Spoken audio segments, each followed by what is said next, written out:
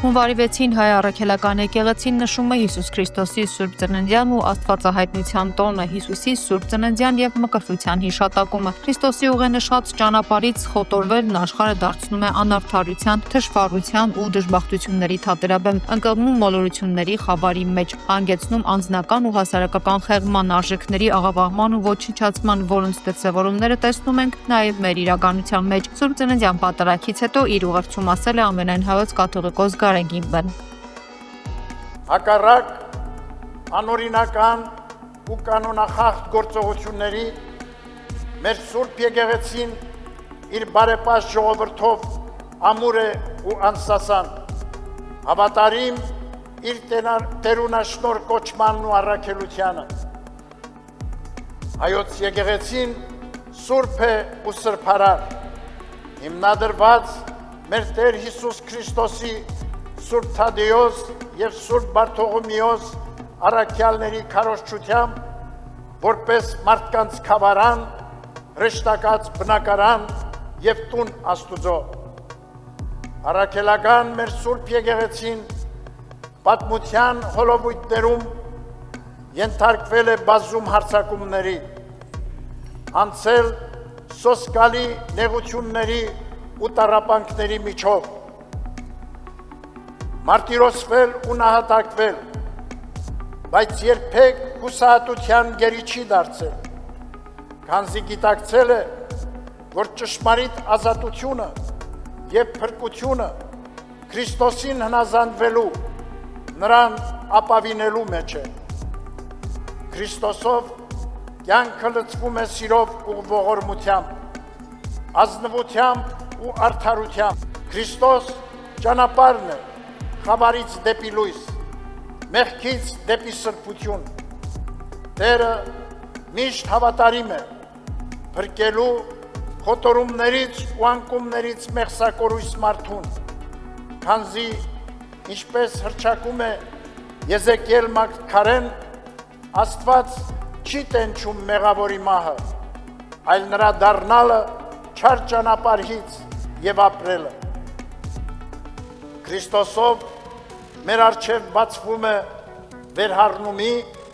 հավատով նորոգության ուղին։ Երևանի Սուրբ Գրիգոր Լուսավորիչ Մայր եկեղեցում Սուրբ Ծննդյան պատարագին մասնակցել է ՔՊԱ-ական վերնախավը, եկեղեցում են եղել Հայաստանի վարչապետ Նիկոլ Փաշինյանը, կնոջ Աննա Հակոբյանի հետ նախագահ Վահագն Խաչատուրյանը, Ազգային ժողովի նախագահ Ալեն Սիմոնյանը, պատգամավորներ եւ ուրիշներ։ Պատարագը մատուցել է եկեղեցու հոգեվոր տեսուչ կաթողիկոսի հերացման արշավին միացած եպիսկոպոսներից Անուշավան Ժամկոչյանը։ Պատարագից հետո իշխանական կազմը ուխտերթ է արել դեպի Երևանի Սուրբ Աննա եկեղեցի։ Շատ խորհրդանշական է, որ մեր քրիստոնեության ընդունած առանցքային սիմվոլները այսօր Հայաստանի Հանրապետության միջազգայինորեն ճանաչված տարածքում են։ Խոր վիրապը, որտեղ երկար տարիներ բանտարկված էր Գրիգոր Լուսավորիչը եւ Մայրաթոռը, որը մեր հիմնվել է մեր ավանդության համաձայն միացնի, այսինքն Հիսուսի իջման վայրն է եւ որը տեսիլքով է ցույց տվել, թե որտեղ է պետք կառուցել մեր Մայրաթոռը, մեր սրբության սրբոցը։ Եվ ի վերջո մեր քրիստոնեական հենասյուները խորհրդանշում են այսօր նաեւ Հայաստանի Հանրապետությունը։ Եվ սրա մեջ շատ ուժեղ սիմվոլ եւ շատ ուժեղ պատգամ կա։ Եվ մենք այսօր նաև արձանագրում ենք, որ ահա այս հանգրվանից, քրիստոնեական և պետական այս հանգրվանից մեզ պետք է նորոգվել, մեզ պետք է առերեսվել մեր անցած ճանապարհի և մեզ պետք է կայացնել որոշումներ։ Այսօր և ոչ միայն այսօր մենք կանգնած ենք մի իրավիճակի առաջ, երբ մեր հարազատ մեր սրբության սրբոց Հայաստանյաց առաքելական Սուրբ եկեղեցին ոմանք փորձ են անում օգտագործել որպես հենման կետ Հայաստանի Հանրապետության դեմ գործելու համար։ Մենք այսօր այստեղ հավաքված ենք ասելու առաջին, այսօր շատ են ասում, թե կառավարությունը գործում է եկեղեցու դեմ։ Կառավարությունը չի գործել, չի գործում եւ երբեք չի կարող գործել եկեղեցու դեմ, որովհետեւ կառավարությունը Հայաստանյան առաքելական Սուրբ եկեղեցու հետևորդ է։ Հայաստան խմբակցության պատգամավոր Արթուր Խաչատրյանը Փաշինյանի ուխտեր թշոու քաղաքական պերֆորմանս է որակել։ Ըստ նրա Փաշինյանը փորձում է քաղաքական բռնաճնշումների ենթարկել եկեղեցին եւ եկեղեցու ներսից էլ համախոհներ է գտնում։ Ես չգիտեմ Փաշինյանը ինչ երթ է կազմակերպում,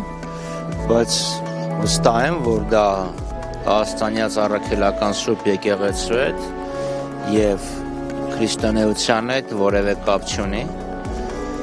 Հեթանոսական ինչ-որ մի ծես է, որովհետև եթե զեղչում ես պատարակը, խմբագրում ես պատարակը, դա այլևս քրիստոնեական ծես չէ։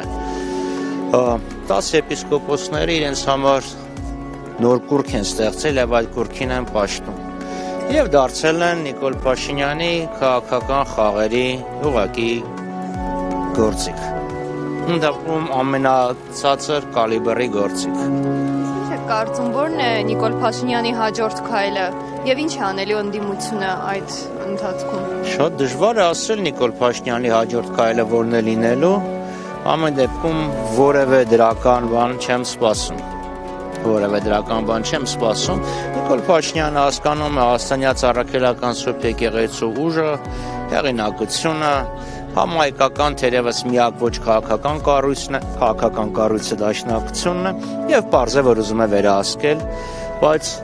այս բազմահոծ բազմությունը ցույց է տալիս, որ հաջողության հավանականությունը գրեթե 0 է։ Ադրբեջանի նախագահ Իլհամ Ալիևը հունվարին 5-ին տեղական հեռուստաալիքներին տված հարցազրույցում հայտարարել է, որ անցած տարին իսկապես կարելի է համարել պատմական, որովհետև հենց 2025 թվականը քաղաքականապես ավարտեց Ադրբեջանի եւ Հայաստանի միջև պատերազմը եւ արդեն մի քանի ամիս է իբրև ապրում ենք խաղաղության պայմաններում։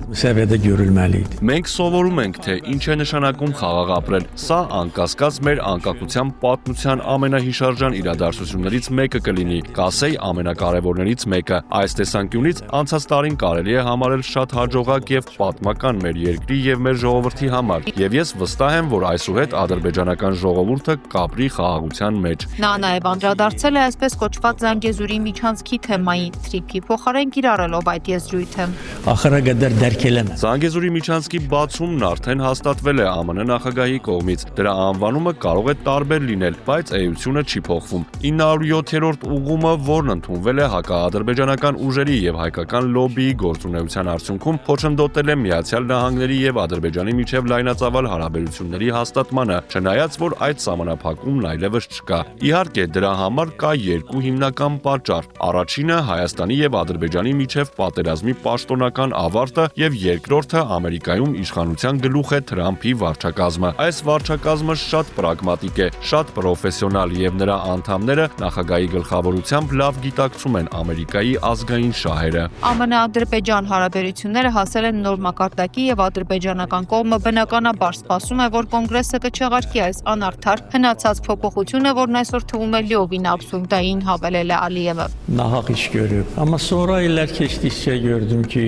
Ներկայումս տարբեր վայրերից Ադրբեջանի տարածքով բեռներ են գնում դեպի Հայաստան, ճանապարհները բաց են եւ նույնիսկ ադրբեջանական նավթամթերք է արտահանվում Հայաստան։ Եթե 907-րդ փոփոխության ընդունման պաշտոնական պատճառը շրջափակումն էր, ապա այսօր այն այլևս չկա։ Հետևաբար, իհարկե, մենք ակնկալում ենք, որ Թրամփի վարչակազմը օգտագործելով իր հնարավորությունները կհամոզի կոնգրեսի անդամներին, մասնավորապես հանրապետական կուսակցության անդամներին, այս փոփոխությունը լիովին չեղյալ համարելու անհրաժեշտության մեջ, եւ մենք բավարար հիմքեր ունենք հուսալու։ Թուրքիայի նախագահ Ռեջեփ Թայիփ Էրդողանը հեռախոսազրույց է ունեցել ԱՄՆ նախագահ Դոնալդ Թրամփի հետ քննարկել թուրք-ամերիկյան հարաբերությունների զարգացումը ռազմաարդյունաբերության ոլորտում, առևտրի խթանման քայլերը, նաև Գազայում եւ Վենեսուելայում տեղի ունեցող զարգացումները։ Էրդողանը Թրամփին ասել է, որ Վենեսուելան չպետք է քաոսի մեջ ընկնի, միջազգային իրավունքի ցանկացած խախտում լուրջ բարդություններ կառաջացնի, հավելելով, թե Մադուրոն եւ վենեսուելացի ժողովուրդը բազմիցս են ցույց տվել իրենց բարեկամությունը Թուրքիայի հանդեպ։ Էրդողանը միաժամանակ վստահություն է հայտնել, որ Թրամփը կվերականգնի ամերիկյան F-35 կործանիչների մատակարարումը եւ կչեղարկի Անկարայի դեմ պատժամիջոցները, որոնք սահմանվել էին 2019 թվականին, երբ ՆԱՏՕ-ի անդամ Թուրքիան S-400 հակաարդյունային պաշտպանության համագարքեր գնեց Ռուսաստանից։